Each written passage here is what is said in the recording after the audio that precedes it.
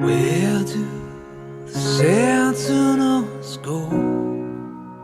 They've been lying in the snow and shield us from harm.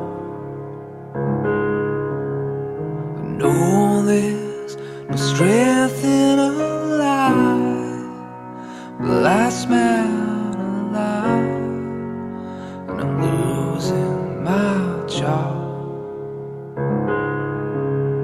So go find a lover and take heed. Go take all the cover you need.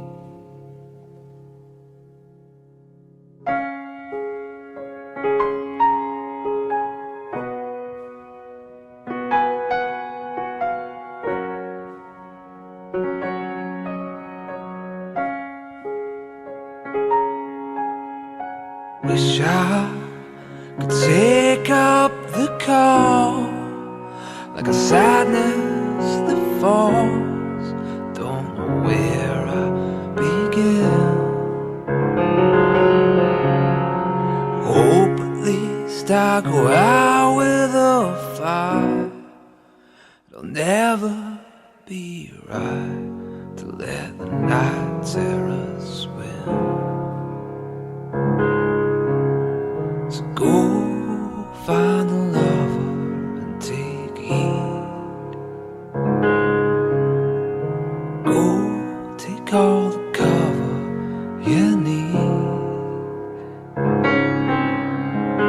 Go find a lover and take heed. Go take all the cover you need.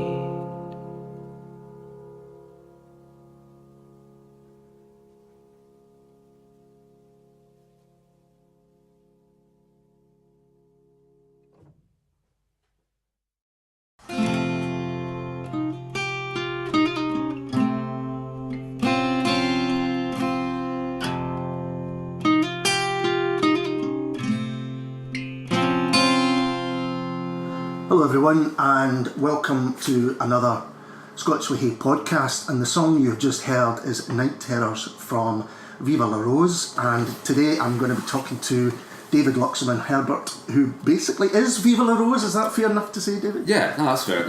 It's a kind of umbrella term to kind of catch whatever I'm doing. So we're going to talk a little bit about your latest album, For She Who Hangs the Moon, which is a terrific title.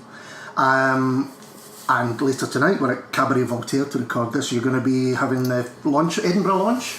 Yeah. Okay, so we had a launch in London on Thursday, which was dramatic. Oh yes. How so? My wife's coming up 6 months pregnant, so she unfortunately took a bit of a funny turn on Thursday just before the gig.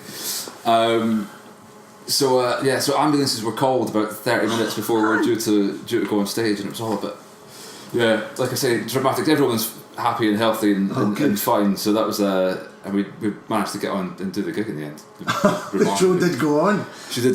She was very adamant that I was doing it. So I'm hoping that nobody kind of gets taken away in an ambulance. There's no paramedics or anything. So this is we call this the Edinburgh launch. So the album first came to my attention when Ellie from A Badge from Friendship got in touch and said, listen to the single Schiehallion, which I think is the right name. Is that the right way to say it? And I just immediately loved it and thought, this is a great single. I was saying to you before we started, there's certainly every now and again your record comes through and you hear it and you think, oh yeah, I really get this, I really love this. It's happened recently with a band called L-Space, another Edinburgh band called Half Formed Things, that immediately from the first single you kind of go, yeah, I really want to hear more of this. And you were kind enough to send me the rest of the album, which I've been playing pretty much ever since. Now, I know from having done these before that one of the worst questions you can ask a musician is, how would you describe your music? So I'm not going to do that. I'm hoping that over the next few minutes, as we talk about the record, that may come through. But I thought what we maybe could talk about was some of the themes that are on the record and how this record kind of came about. Yeah, I think all told it's taken about 3 years, I think, from the point where I decided to do it, and I think just before that I didn't really have a direction, or I didn't have a band, and I had no intention of making a record. I kind of thought I was done. I thought that was it, and I put out a little single, and nothing really happened with it. And my wife had said to me, "Well, why are you disappointed? Was it the best thing that you could have done? Did you put the effort into it?" And in all honesty, I hadn't really done that, and it probably wasn't the best thing that I could have done at the time. And so at that point, I was like, "Well, maybe I'm kind of done with it." And then I wrote a couple of songs back to back that just kind of that arrived fully formed. And the first one was My Shadow, and it was about it's kind of an unrequited love song, but the subject of the song isn't another person, is actually my songwriting, right? Okay, or my sort of craft, or whatever you want to call it. And the idea of kind of chasing that, or trying not to scare that away, or will it come back to you? Will you have you kind of got the drive to continue doing it? Really. Sure. So kind of wrote that and The Watchmaker back to back, and I was like, all right, okay, we've got something here. And then the kind of two grew into four and six, and I was like, okay, we've got kind of the bulk of a record here. And in terms of themes, there was a lot about kind of that sense of running out of time, or trying to find the time to do the things that you really want to do. Yeah. And kind of feeling a little bit older, not being sort of 21 again, or 21 anymore rather. And having jobs and still trying to make enough time to do the things that you want to do, and kind of eke out that little bit that's important to you. I think I'm glad, because that's the sort of stuff that I've read into it. Looking back, growing up and growing older, reflection and responsibilities and all of these things. And I think it was one of the reasons that it kind of chimed with me so much when I heard the whole record, was that here was a song that, or a set of songs that, I mean, some of them are quite different. It opens with the song you just heard, Night Terrors, which is piano and your voice. But then some have kind of bigger arrangements, and there's strings and brass and things. But what I think is that there's always a kind of singular voice and vision behind the whole thing. If you had these initial songs, I mean, how did you know that they were going to be a collective whole like that? I think once I got the first few, I knew that I wanted to try and make something that would hold together, and it would be a bit of a narrative that ran all the way through. And Night Terrors was actually the last thing that was written for it. Oh, that's interesting. So it starts with the last thing that was written, and it ends with the first thing that was written for the record. So it's a bit back to front. It feels like for want of a better word, a proper album to me. And what I mean by that is a full set of songs that kind of all feed into each other. Again, is that just because you had these themes that you wanted to write about? Yeah, I think so. And I think it's just there's a kind of mix of songs on the album of songs that I worked and reworked and kind of almost excavated over time, and really kind of zoned in a lot on the arrangements. And then there was some that happened really, really quickly. And I think the ones that happen really, really quickly are usually the ones that are better and a bit more immediate. So the ones that kind of happened, the ones that were written further into the writing of the whole thing, are probably the ones that I love all the more, to be honest. That's probably why Night Terrors is right at the front of the record, because it's the one that you really wanted people to hear first. I mean, it makes for a great opener to the record, definitely. So this idea that you had, that you wanted to re-engage with your own muse, if you want to put it that way, to your own songwriting abilities, was that something that the more that you the songs came, the easier it seemed to be? Was kind of like an old relationship that has been rekindled? Yeah, I think so. It gave me a lot of confidence. I think once I got the first few in the bag, I was like, these are pretty good. Yeah. These are probably the best things that I've done in my, however long I've been writing for it. And I was like, well, if I am going to make a record, we should probably make it the best thing that we could possibly do, and throw everything at it. Yeah. So previously, if I'd done any kind of recording, then it was kind of scratching. It was kind of on using having favours of friends, and they were all sound engineers. So if they had any downtime at studios, we could kind of sneak in and do bits here and there. But with this, I was like, there has to be a focus to this, and we need to go and book sessions and do it properly. It needs to. I wanted to get it done as quickly as possible as well, and not spend too long over it. It still took me 18 months to record it, so I never quite managed that. But I think it's really interesting because I think it is a very confident record. I also think it sounds effortless. And I always find that when people either sound or do something that appears effortless, there's a hell of a lot of work that's gone in the background of it, and that's, it's like, I don't know, I remember there's a great video online of Maradona doing keepy-uppies and he's battering it up in the air, and it just looks like it's the most natural thing in the world. You think, how many times has he practiced that? Is that fair enough? There's a lot of work has gone into this record? I would hazard the guess that's the first time I've been compared to Maradona. There you go. Put that on the yeah, exactly. I think I'm not. I wouldn't say I'm a naturally gifted musician in that I wouldn't say I'm a great guitarist. Mm-hmm. I don't. I haven't had any kind of musical education or anything. I don't know the ins and outs of any instrument. I really kind of learned.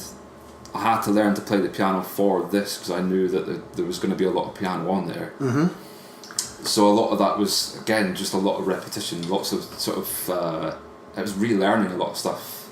That's really interesting. So because a lot of people would have going, well, I'll go and get someone who can play piano and just ask them to do it. But you really wanted to be as hands-on with this as possible. I'd always wanted to learn to play the piano properly, and I'd just never given it the attention. And I still, I can just about point out a C on the piano, and that's about it. One of the guys that plays with us, he just calls me a savage because I have no... Even the basics of music knowledge I've got no real clue about. So a lot of it is just having to spend the time and work out the arrangements and kind of piece that together. So you learn the bits of music for that specific song and for these specific songs rather than say, well, now I can go and play Scott Joplin or something. Yeah, I can't improvise, or the only things that I can play on the piano are my songs. I don't know anything else on the piano, and I know like 2 covers on the guitar. It's always been that way. Uh-huh. And to the point where, because there's like this guy called Terry that plays brass on this as well, and he kind of came in like the wolf from Pulp Fiction. He turns up in a full suit and he has the case. He comes in and he's there for about 2 hours and he just comes in and blasts it. But he's like a consummate professional. And I was like, well, what do you want me to do? And I whistled in his face. I just had to whistle the parts and say, this is what it is. So I could hear it, but I couldn't tell what it was. It sounds a little bit like Joey the Lips and the Commitments. It turns up with it. Very much. Excuse me. So, in terms of collaboration, as you say, someone come in and do the brass. What else? Because it is nearly all you. From I looked at the credits before we came through, and it is pretty much you. Yeah, there's quite apart from the things that I can't play. Yeah. So the drums and some double bass on there. That I don't play, and the strings, certainly the brass. Some beautiful strings on the record, they really are. So I like the idea that even though perhaps there were things that you couldn't do, did you produce it all yourself as well? No, there's a guy called Ollie Betts. Right. So he's the guy. He's the drummer in the Duke Spirit. Right. Oh yes. And someone put me in touch with him just to do a drum session because at that point I was kind of doing it on my own. I think I met him actually. Oh really? Yeah, I think so. Tall guy. Yes. Yes. He's the nicest man in music. He's just I love him a bit. And he ended up getting more heavily involved in it because we were only going to do the drums, and then he's got a little studio in East London, and I just booked in to do more and more, and then we kind of came up with it together. And my friend Simon, who's Brian Ferry's or one of his engineers, did bits at his place, and he kind of got involved. So between us, we kind of pieced it together. That must be really heartening that people think that this is worth us doing more than you initially asked us to do. Yeah, I think it was lovely. It seemed like everyone I was asking to do it said yes. I would send the rough demos of the tracks, and the guy that did the strings, Colin Elliott, as well, who was like a wild card. Like I kind of emailed him out of the blue because I'd loved his stuff because he did Cole's Corner. Oh right, Richard Hawley. Oh wow. Which is one of my favourite records. I thought, if I do want strings in this, who am I going to ask to do it? And I'd never met him. I just sent him an email and said, do you fancy, would you be interested in doing this? Not expecting to get a response. Yeah, at all. And he got back and said yes. And it seemed like everyone was kind of asking kind of came back and were And is that without hearing any tracks, or did you send just a rough demo? Yeah, so they had yeah. So that was quite heartening. I was like, all right, well, we must be onto something, because people are kind of, they didn't do it for free, but they're still, they're still taking it on, and they still want to work. They're still putting their name towards it. Yeah, exactly, and I don't think they were charging me top dollar either as well, which was very nice. So no, it was lovely. So what about musical influences on the record? Because whenever you read press releases or stuff, there's always like, sounds a bit like that or sounds a bit like this. And what I've often found when I do reviews is I'll often say, well, I think, it sounds a bit like this person, and the folk will get in touch and say, I've never heard of them, how can it possibly be influenced? Is that what you found? Kind of, yeah. People that say, it sounds like this, or it sounds like, I hear the Flaming Lips, and it's like, I've never really listened to the Flaming Lips. It's never something that's been on my radar all that much. Or people say that sounds a bit like Sigur Rós. It's like, okay, I wouldn't have thought that. Or that's interesting. So it's interesting when people kind of come to you and tell you what they hear in it. Yeah, I guess that's good, because you put it out there and there's people kind of interpret in their own ways. There's one band, a particular record that I hear when it's the Mercury Rev record, and I think it's because there seems to me, we've talked a little bit about themes, personal themes I would say, but there also seems to be stuff about space and a kind of space in all its meanings. I think there's space in the music allowing it. And there's also you've got a sample from JFK speaking, which I had to clear from NASA, I believe. It's like a public license thing. Oh, is it? I was wondering how you got that. I hope. Because I looked that up and I thought, is it as easy as this? Can I use the former president's voice on this? President might have something to say. But hopefully that's all right, and I'm not going to get sued by NASA anytime soon. No, it was more about this, I guess, the sense of hope and adventure, and I didn't want to be too scared about kind of tackling big themes on a couple of the tunes as well. So a lot of them are very personal, and other ones kind of go as kind of big in terms of themes as you can get, really. Yeah. So why was that? Was it part of the same thing, really? I think it was about. I think I was quite, as a lot of people, kind of down and hacked off about politics, whatever state, be that the Scottish referendum or the Brexit vote or the States, whatever it was, everything just became increasingly negative, and I became a bit despondent about that. And the idea is, well, if we all kind of pooled our resources and, rather than focusing on our own little pocket of the world and our own politics, and actually focus them outwards as a species, what could you achieve? Which is quite a lofty kind of thought. But what could we do? So the fire before we lose the light, rather, it's about that. So kind of set all that aside together. What could you actually achieve? It's a bit. It all gets a bit Star Trek. I thought it was part of the reflection on the self, but also putting yourself in the context of a wider, whatever people want to call it, just a kind of wider being, or being connected with other people and all those things. What I got from the record, and again I think it's one of the reasons I connected with it, is a kind of world weariness but still hopeful. There's still hope. Hopefully. I not to say I hope that there is hope in the record, but that's the case. I think the songs are all quite quiet and can be a bit melancholy, but I think there is hope in a lot of the lyrics, hopefully. Oh yeah, definitely. And I would say as well that I think the first time I listened to it, I kind of just listened to the music and your voice and all those things, and then subsequently you start to really kind of live in the lyrics and understand them, and the little things you notice, like one of the songs, there's bird song sampled at the beginning and things like that. That was purely by chance, and that there was already a line in the song about a bird singing in a tree. I was recording the vocals at home, and I must have had the window open, and I could hear the birds coming through the microphone outside in the headphones. Like, oh, come on, it can't be that simple. So I ended up hanging the microphone out the window and recording the birds outside, and then that was. But it kind of, because there is so much space in the track, For some reason, it kind of pulls everything together, which is a really subtle thing of having the birds underneath the track. It's kind of... Well, that's what I would say about the production of it is, even when there are strings and horns and stuff, it never feels too much. It never feels that things are clashing with each other in any way whatsoever. Everything's given its space to kind of make the point that you probably want to use it to make. So if other people's influences, when they say I'm reminded of this or this, and it's a surprise, I've got a few more I might mention later. What were yours? Who were your kind of musical influences in that? And I don't know if anyone will hear it on the record. That's the thing. But the first thing that I heard, that I kind of went, if we could capture something of this, I think we've got something, and it's a Miles Davis tune called Generique. Right. Keris Matthews played it on a Sunday. It's just this really kind of smoky, sounds like it was recorded at 2 a.m. in a little jazz club somewhere. I think there was something about that. So that's where the brass thing comes from, and a couple of the tracks. They don't sound particularly alike, but I think that kind of triggers something.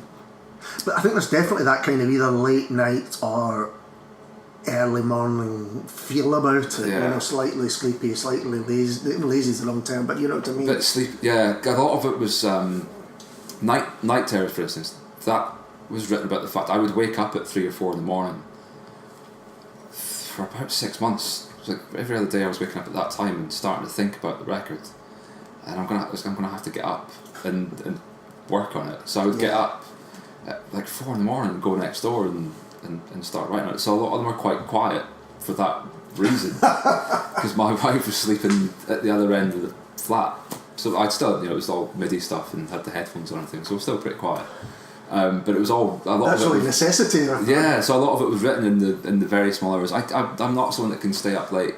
Yeah. Like I won't, start at 9 and go to 2, 3 in the morning or anything. I haven't got the stamina, but I can get up early and work on it. So a lot of it was done, just getting up really early and then going to work. So that's why there's probably some of it's quieter than. It's interesting. It sounds familiar, particularly with some of the writers that I've interviewed. When they're coming near to the end of their next book, they often have to get up. I am awake now. I have to get up and deal with what's in my head, because I just, there's no point otherwise. And then, of course, once it goes, then that day goes, the night terrors, as you call them, go as well. It just became a bit of an obsession, in the best possible way, because I don't think I would have kind of got it finished otherwise. But it's interesting as well, you mentioned the Miles Davis track and how probably nobody's going to hear that in the record. But again, having spoken to other people, I've spoken to folk who have maybe made very gentle acoustic records, and they've said, the spirit behind this is the Stooges or something really weird like that, because it doesn't necessarily have to relate into what you play, but it might be what you're listening to at the time. It's just a trigger. It's just something that's going to kind of set you off. So so I think that. Excuse me. Richard Hawley and his arrangements. There's a guy that I used to play guitar for called Pat Whelan, who's a good friend of mine. He plays his outfit's called Welfare. Right. Now, who's amazing. But he's the best arranger that I've ever heard, and he's all about space, and everything's got its little nook, and nothing clashes, nothing kind of gets in the way of something else. So that was always in the back of my mind as well. So So other influences, even if they're not explicit like that, stuff that you had been listening to before. It's definitely a bit sort of Zuma era, Neil Young in there. Yeah. I got Of a Fire on the Moon. Yes. Certainly the solo's kind of as undeniably a Neil Young-esque solo. And it was like, how do we make this sound like Southern Man? How do we get that? How do we get that tone? And that was the whole idea for that. So that's definitely in there. I'm trying to think what else, to be honest. Is that what you often do? You would be here, a drummer, an individual drummer, say, I want that drum sound on the record, or you hear a string arrangement, you say, no, that's the kind of thing I want on. Not as much as I used to. I think I used to kind of, that whole, where homage kind of creeps over. Plagiarism. I think I probably guilty of that when I was a bit younger. So not so much of that, to be honest. But there's probably little hints at it. Ryan Adams is always kind of in there, I guess. Fleet Fox's first couple of records, the second album in particular, I became obsessed with. Yeah. During whilst we were doing this, and I used to, because I hadn't sang all that much for a while before we started doing this as well, and I kind of wanted to push my voice as much as I could as well. So before I would do vocals, I would rack up 3 or 4 of their songs on Logic and record their vocals on top. Or, you know, I would sing the line to try and warm up and stretch my voice. And then right, that's really interesting. My voice is nothing like... it's not bad. Made it there. But it's it's a completely different range. Yeah. But it's... so that's a bit of... It's probably a bit of Fleet Fox's DNA in there somewhere. Because, yeah, I could see that definitely. And I think... some of Ryan Adams as well. Someone else I thought that you sounded a bit like is a Edinburgh musician... Blue Rose Code, do you know? Yeah. Has someone else said that? Someone said that to me ages ago. And I have listened to stuff, but yeah. He put the album out this year, which was one of the long listed Scottish Album of the Year awards, The Water of Leith. It's a terrific record. It's great. I have listened to it. I'm a fan. Is there any one that people have said, yeah, it sounds like this, and you just go, no, it doesn't? Oh, there will have been. I can't think what it is off the top of my head. There's a couple that I have raised an eyebrow. Really? Okay. No, I read an interview with you where you said someone described it as soft rock. Oh yeah, that was my wife. I nearly fell off my chair. It was like, what? No, it's really, surely not. It got me thinking about the term, and again, it's a terrible American radio term, adult orientated rock, AOR. But actually, this is a very adult orientated album in that sense, because I think the themes that it does deal with we will be, as you say, it's folk maybe looking back and looking out and reflecting. And I think what's interesting as well about recent political movements, I think it's only now that people are doing exactly that. There was an initial reaction, say, to Brexit and the Scottish referendum as well. That was visceral and it's either visceral or non-existent. They were the two things that happened. Now I think there are a proper reflection on it and just watching. Yeah, there's been enough time passed for people to kind of analyse it a little bit. And it's coming up in all sorts of art forms, I think now. I think I think probably everyone and their aunt has got a Donald Trump bashing song on their record at the minute as well, and I think in Lungs that's on that was written in the week that he was elected, and it was recorded the week that, and it was only by chance that we booked him to do the vocal or to do the session, and it was recorded the day that he was inaugurated. Right. And I couldn't use the take because it's too angry. It's ridiculous. The vocal, it didn't sound. It sat out from the whole record, so I ended up redoing the vocal at home and doing something a bit. That's interesting. I would go back and listen to that now. Yeah, I would be interested to listen to that actually. I mean, I guess that kind of immediacy is what I'm talking about. That sometimes it's too raw for people to go over. So a bit of time is perhaps no bad thing. So what are your kind of hopes for this record? Is that an impossible thing to ask as well? It does well enough that I could do another one. Yeah. It was always that was the hope at the beginning of it, to be honest. That that it was successful enough that it would justify doing another one and kind of going as kind of deep into as I did with this one. Yeah. That I could kind of do being able to do it to the same level. Yeah, to do it to the same level, and because I've kind of financed it all as well, and it's me that's putting it out, and it's me that's sort of paid for all the sessions and stuff. And my wife's been amazing and kind of went, right, go and do what you need to do. But I think it has to be successful enough to kind of justify, of course, doing that kind of thing again. And I think the reaction to it so far has been pretty great. Yeah. To be honest, it's been really nice, and particularly from yourself. And the BBC Scotland have been great.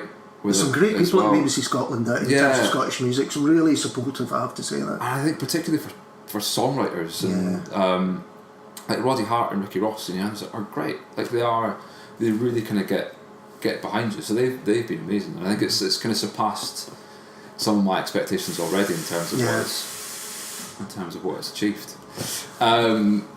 So it'd be like, it'd be nice for it to take another step forward. And there's gonna be another single, right? And then because my wife is pregnant, that will be it. You know, we kind of wrap it up for a while. The gigs this weekend is going to be it's the shortest tour possible. I think we've done it's like a 3 or 4 day tour, and then that will be it. When did you last put out a record? I did an EP about 4 years ago. And in that time, and even in that short time, have you noticed differences with how music is handled and dealt with and put out there? And I guess what I'm thinking of is I've been doing the music reviews now for a long, long time, and there's no doubt that the folk who organise promotion are more kind of on the ball than perhaps they used to be. You know, like A Badge of Friendship's a good example. I think they're very good at getting stuff out there. I think they're very good at people that are at a particular level as well, and that maybe don't have an awful lot of kind of pre-existing press or backing, and then they're good to kind of crack open those doors right at the beginning.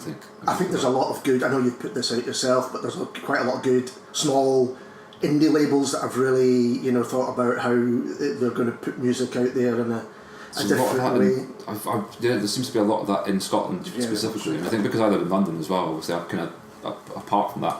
There's a very healthy scene, and I think the people that are doing that know the people on the radio and are doing that, and know the folk who are booking the gigs, and it is kind of very healthy at the moment. It's been really nice to kind of do this over the last year and kind of rediscover that as well, because I have been doing more and more up here and kind of coming back and doing gigs and stuff as well. So it's been really nice to kind of get back into it on this side of things. So how have you found the whole process of making a record and getting it out there in the present day? The process of making it, I've loved every bit of it, and I think out of the whole thing there was one session that was just a little bit tough, that just didn't happen, and I think that was just through tiredness. It was one piano session, we were like, it's not working, and the rest of it was a blast. So everyone that kind of came in to work on it, all even the early starts and all the rest of it has been great. The kind of getting it outside of things, I'd given it, from the point that it was mastered, I gave it 6 months to try and find a label to put it out before I made the decision to do it myself. So that was a different thing. I hadn't put myself in front of labels for a long time, from when I was like 21 and sending out demos. Sure.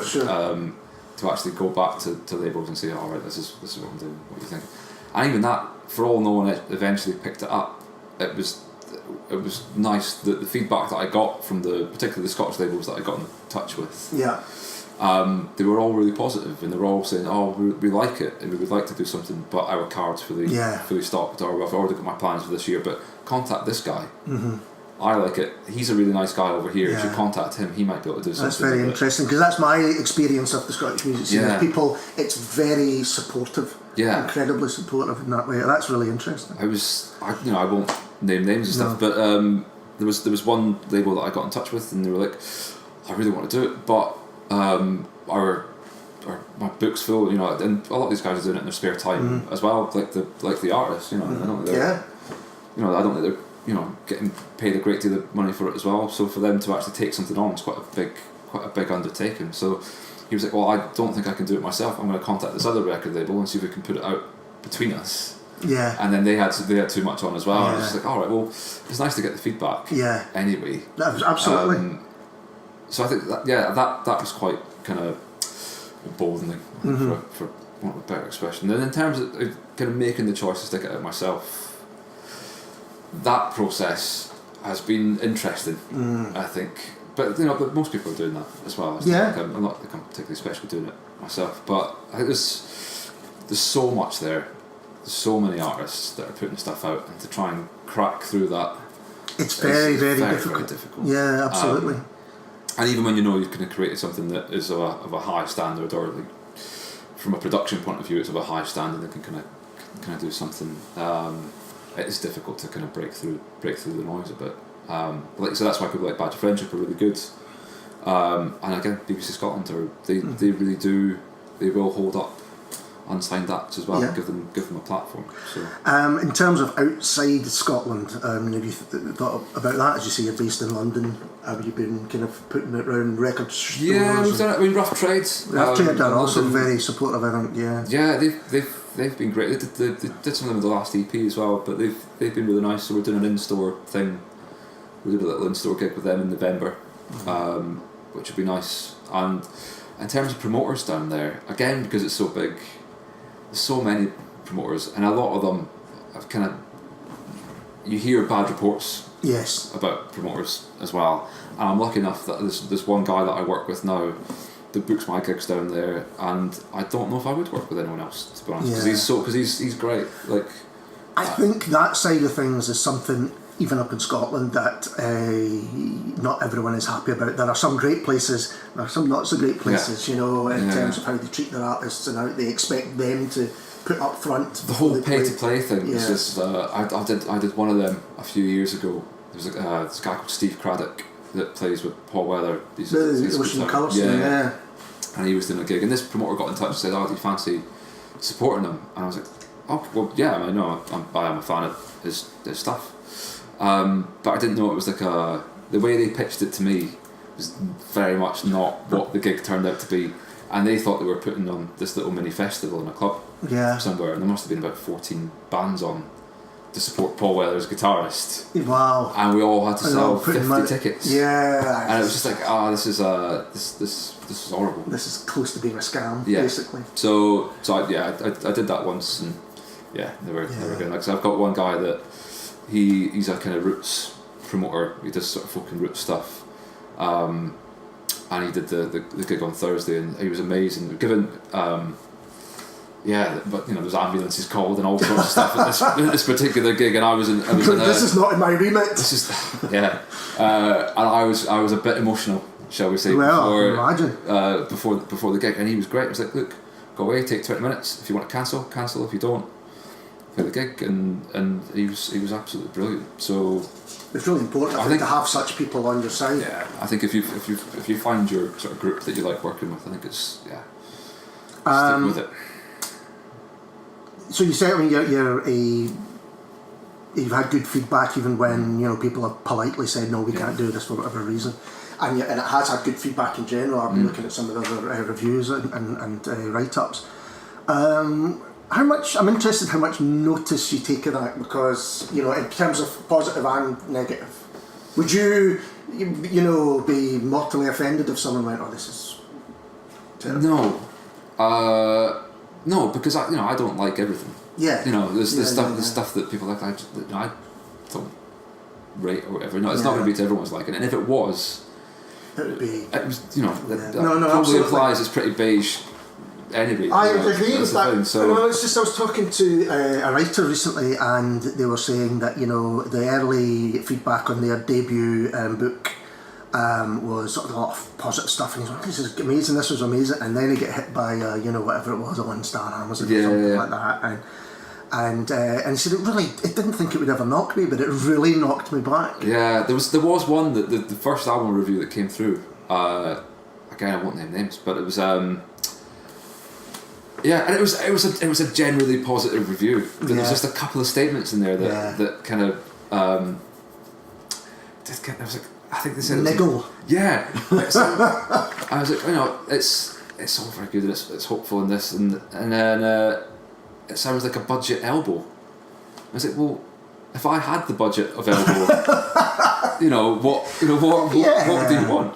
I think that's probably a positive thing, because he's saying you sound like elbow, but probably done on a percentage of their money. Yeah, exactly. So I in terms of how, I think there was a couple of things. Like, again, it's probably the first time I'd had any kind of negative criticism about this record. Because it was we just put it out. So I quickly got over that, and my wife was very good at kind of going, it's positive, it's fine. It doesn't matter. And, but I just find it really interesting as someone who writes reviews that.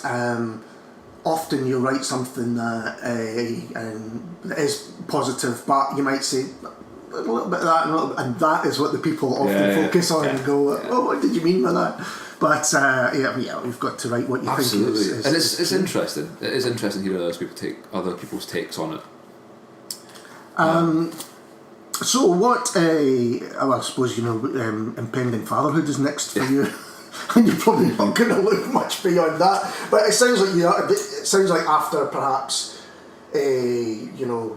struggling a little bit to write music, and I think it's really interesting that it was perhaps linked to what was going on in the wider world, and that you've you've fallen back in love with it, and and re-engaged with it, and you're going to do that.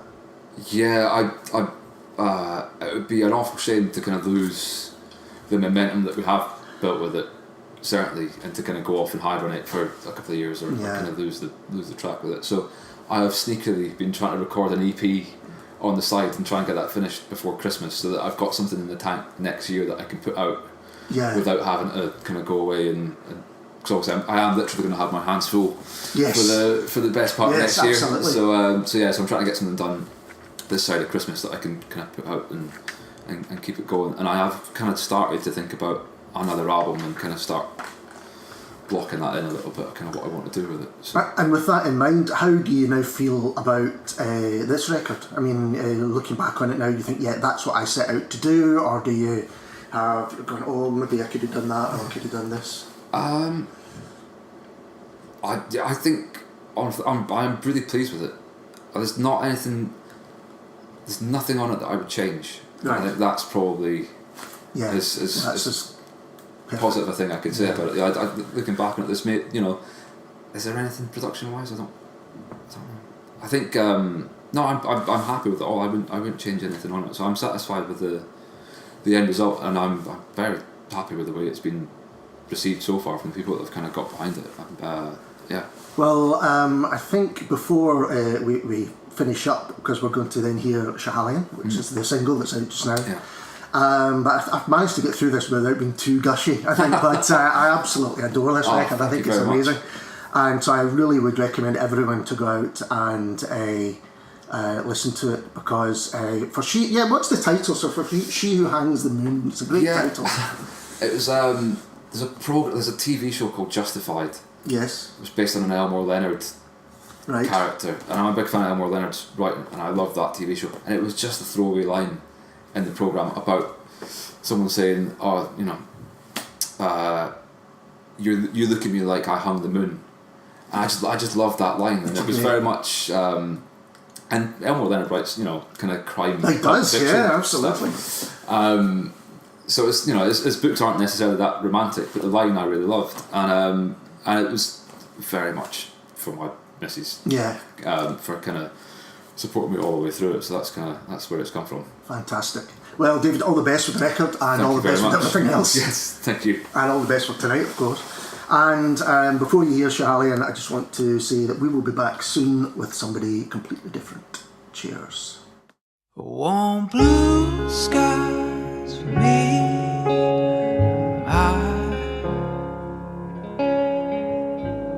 Snap back those hands.